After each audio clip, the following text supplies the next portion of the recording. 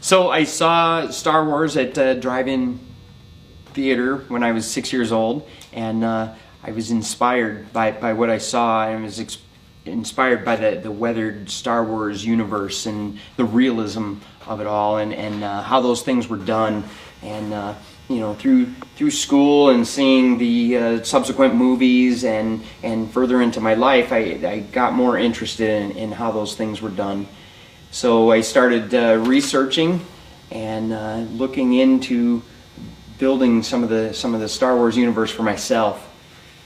I started building full Stormtrooper, the white Stormtrooper armor.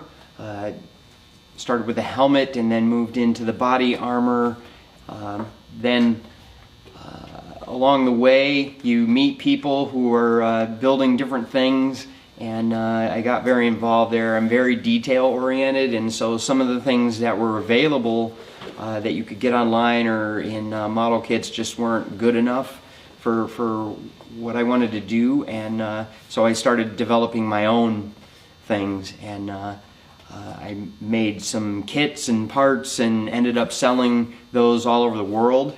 In fact, I made a kit that goes on the inside of a Stormtrooper helmet to detailing the interior out, and sold enough of those to fund a trip to London.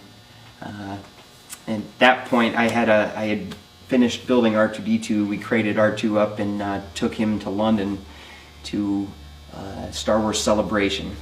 It's like a Comic-Con, but it's only Star Wars, and they have those once a year in a different major city around the world.